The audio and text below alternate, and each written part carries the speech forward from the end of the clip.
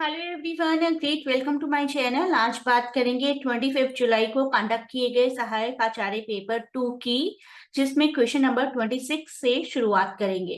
25 questions we have already covered, और इस तरीके से जैसे हमने 13 जुलाई का पेपर किया था, in the same way 4 parts में हम इस पूरे पेपर को भी कवर कर लेंगे। सबसे पहले let me remind you about the playlist, जिसकी हेल्प से आप सेल्फ प्रिपरेशन कर सकते हैं। बहुत सी प्लेलिस्ट्स हैं सभी टॉपिक्स की, poetry, short story, plays, novels, essays, history of language by A C Baugh, history by Joseph Willis, phonetics by Subramaniam and a course of phonetics by P Ladefoged, MCQ की प्रैक्टिस, नगर पालिका का एक पेपर जिसका सिलेबस भी ऐसा ही है। तो ये सारी प्लेलिस्ट आपके पास अवेलेबल हैं। इनके थ्रू भी आप अभी भी प्रिपरेशन करना शुरू करेंगे तो you can achieve success.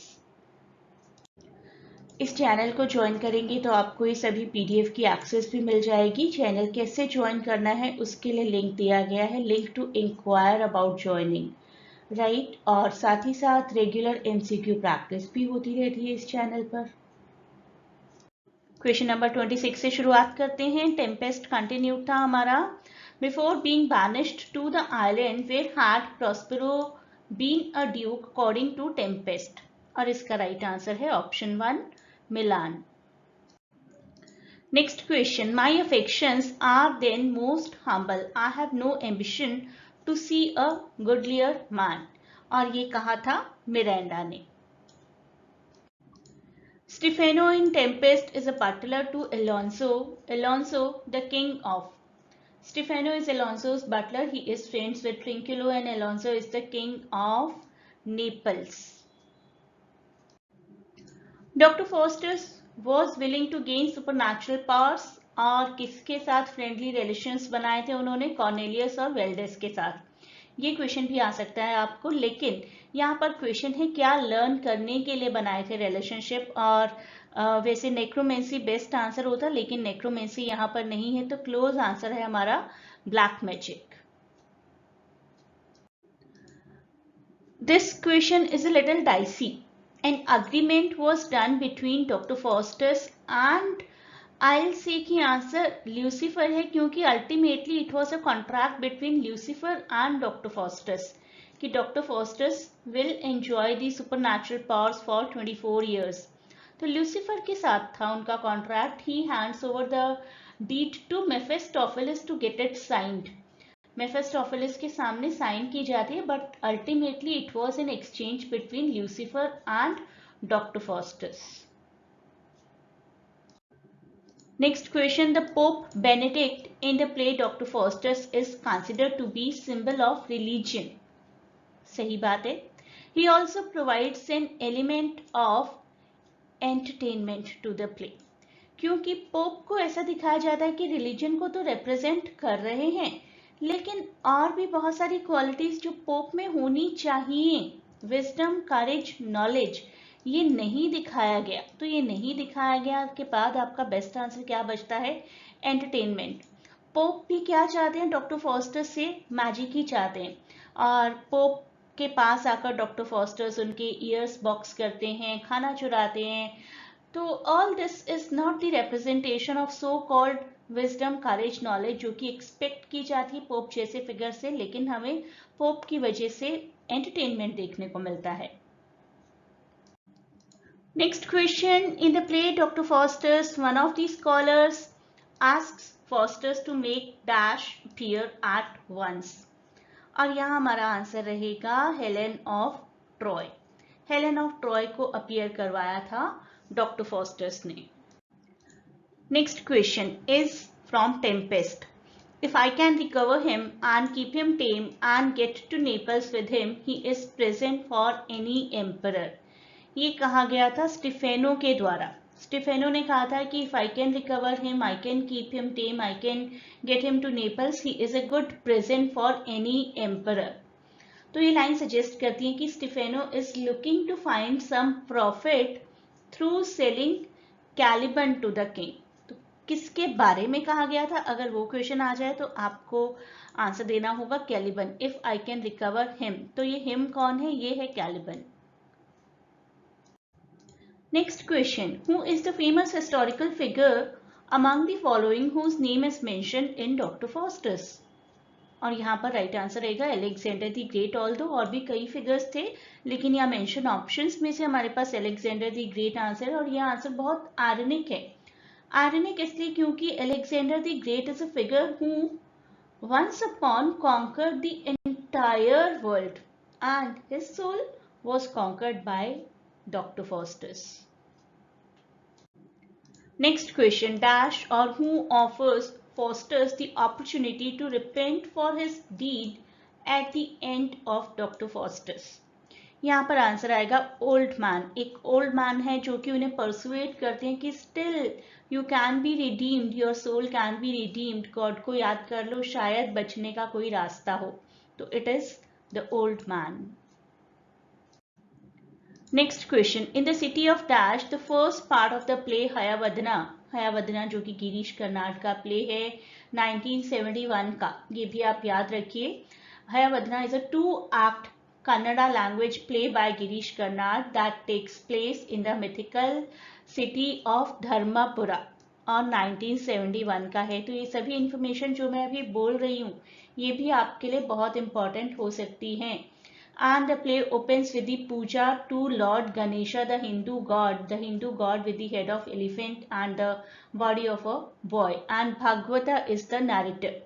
I know कि ये क्वेश्चंस इससे रिलेटेड क्वेश्चंस भी आए हैं आपके एग्जाम में, लेकिन ये सारी इन्फॉर्मेशन जो मैं आपके साथ बोलती रहती हूँ ना वीडियोस में, अगर आप ध्यान से सुनेंगे तो आपका पेपर फॉर श्योर क्लियर हो जाएगा। सिर्फ ऑब्जेक्टिव मत रहिए कि इस क्वेश्चन का आंसर चाहिए, आप ध्यान से पूरा वीडियो देखें और सुने तो आपको और बहुत सारी इंफॉर्मेशन मिल जाएगी। Next question. Which ancient story is used in consultation to determine the true identity of a person in Hayavadana? हयावदना में जिस स्टोरी को यूज किया गया दैट इज ऑफ किंग वेताला। और हयावदना के और भी रिसोर्सेज हैं जिसके बारे में मैं अभी बात करने वाली हूं आपसे। तो हयावदना में कुछ प्लॉट्स को कंबाइन किया गया। एक तो सोमदेवा का, कथा सरिता सागरा, थॉमस मैन का द ट्रांसपोर्ट हेड्स, और कंसल्टेशन के लिए वेताल पंचविशी, जिससे king Vetal that will become the right answer, option 1। Mahesh Tatani was born in the year 1958 and Mahesh Tatani is the first Indian English playwright to receive Sahitya Academy Award.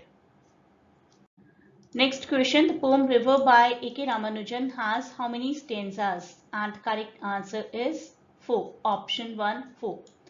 River काफी realistic poetry है, एक river की बात करती है, a river which sometimes is flooded, sometimes is dried. Or city of Madurai, that is the setting. It is divided into 4 stanzas with uneven set of lines. अगर आपको कितनी लाइन्स है ऐसा कुछ आए तो आंसर रहेगा uneven.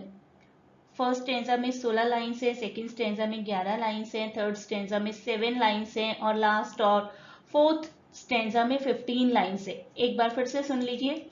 16 फर्स्ट स्टेंजा में 16, सेकेंड स्टेंजा में 11 लाइन्स एंड थर्ड स्टेंजा में 7 लाइन्स एंड फोर्थ स्टेंजा में 15 लाइन्स। तो अगर आपको लाइन्स आता है, लाइन से रिलेटेड कोई क्वेश्चन आता है, टोटल लाइन्स कितनी है तो ऐड कर लीजिए इन सबको। और हर पैराग्राफ में लाइन्स किस तरीके से दी गई हैं, मान लीजिए ऑप्शन में आता है 4 lines each paragraph, 5 lines each paragraph, और एक ऑप्शन है अनइवन, तो आप अनइवन को चूज करेंगे। John Keats was born in the year 1795. बिल्कुल 3 साल पहले हमारे लिरिकल बैलेट से या रोमांटिक मोमेंट से आप में से कोई किसी तरीके से अगर याद करना चाहे तो, and he really died early 1821. Next question. The Castaway written by Tagore depicts the emotional journey of a young orphan named Neelakanta. Cast away एक शॉर्ट स्टोरी है that narrates the life of Kiran. Kiran आप कह सकते हैं female protagonist का नाम है, और किरण की लाइफ में किस तरीके से नीलकांता की एंट्री होती है और उसके अराइवल के बाद क्या क्या चेंजेस आते हैं किरण की लाइफ में भी और नीलकांता की लाइफ में भी, that has been depicted. The country of the blind tells about a mystery valley in Where? South America is the right answer. Country of the Blind short story है by H.G. Wells and it tells the narrative of a fictional secluded community in mysterious South American valley जो कि बाकी civilization से बिल्कुल isolated है। सबसे पहले ये स्टोरी 1904 में पब्लिश हुई थी, ईयर भी याद रख लीजिए। और ये क्वेश्चन है H.G. वेल्स के फुल नेम का।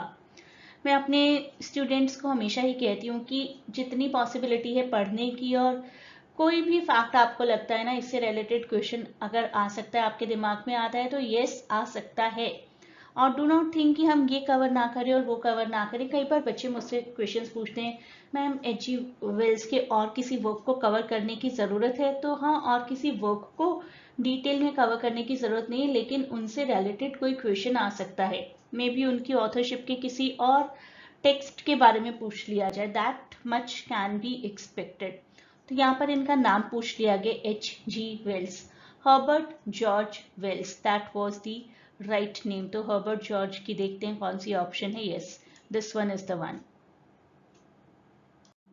और 1866 से 1946 तक उनका लाइफ स्पैन रहा है, ये भी आप याद रखिए। अब करते हैं अपना current question.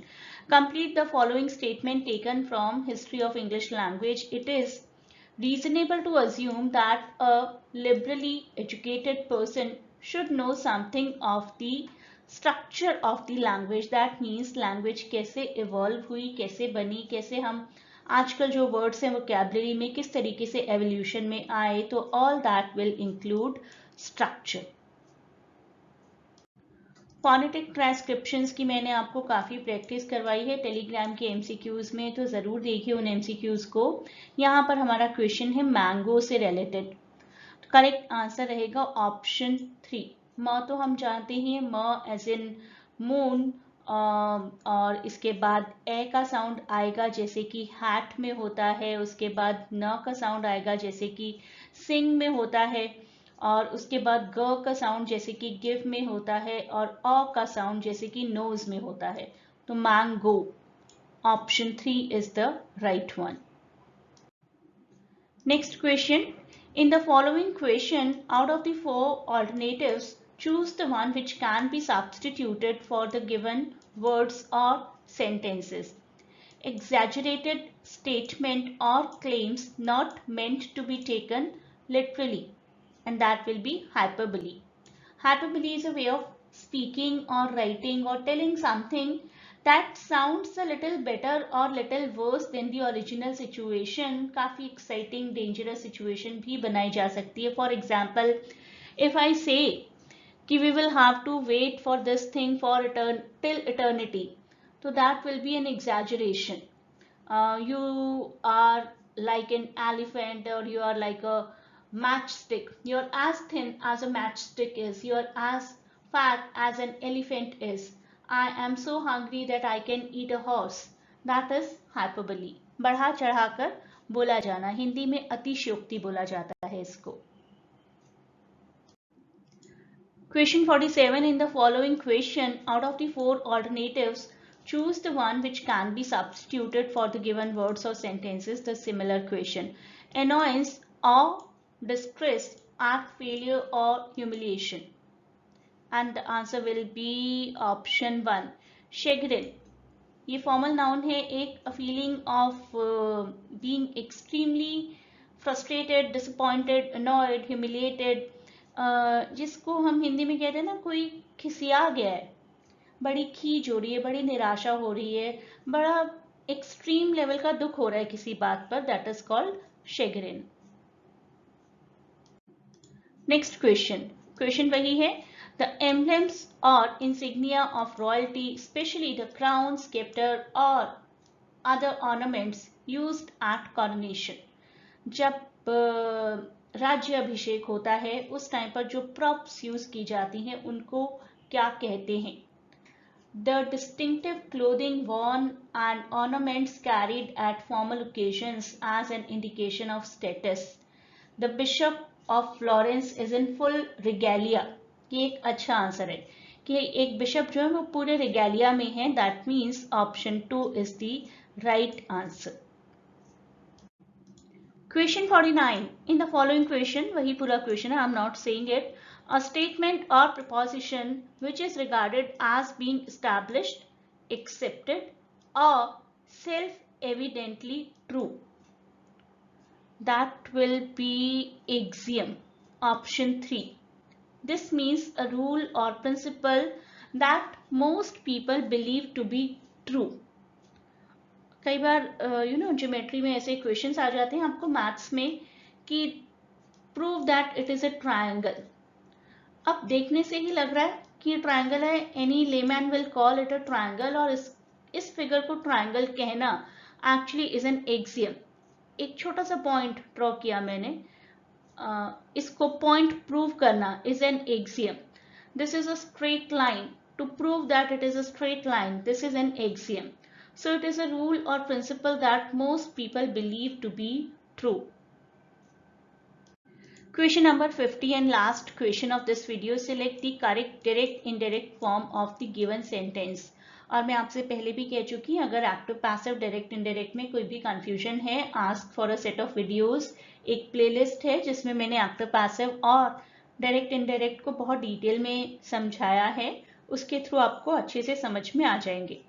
She says that whenever she visits her uncle, she always takes a hike to the mountain. इसका करेक्ट आंसर होगा ऑप्शन ए. She says है, देखिए प्रेजेंट में ही है, टेंस चेंज नहीं होगा. ये गड़बड़ हम बहुत बार करते हैं. हमें आदत होती है कि डायरेक्ट इनडायरेक्ट में टेंस पास्ट में चला जाता है, तो हम उसके अकॉर्डिंग देखने की कोशिश करते हैं. लेकिन यहाँ सेज है. अगर हमारी नैरेटिव स्पीच में ही प्रेजेंट होगा तो नैरेटिव वर्ब में हमें प्रेजेंट में ही रखना है सब कुछ. हाँ, प्रोनाउंस में चेंजेस आ सकते हैं.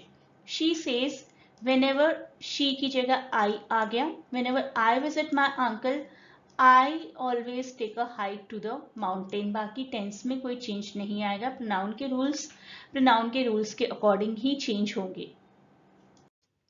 एक बार फिर से मैं आपको पीडीएफ के बारे में बता दूं. In total 17 PDFs are there for your preparation. इसके अलावा बहुत regularly we keep on practising the MCQs as well. तो आपकी अच्छी प्रिपरेशन हो जाएगी. आई होप अभी तक भी आप बहुत अच्छी प्रिपरेशन कर सकते हैं. एक बार अपनी पूरी नॉलेज को ब्रश अप कर सकते हैं इन पीडीएफ्स की हेल्प से. आई रियली वांट कि आप सबका एग्जाम बहुत अच्छा हो और ये सभी पीडीएफ, ये सभी वीडियोस आपके काफ़ी काम आए. Please do not forget to share and subscribe the channel and a great good luck from my side.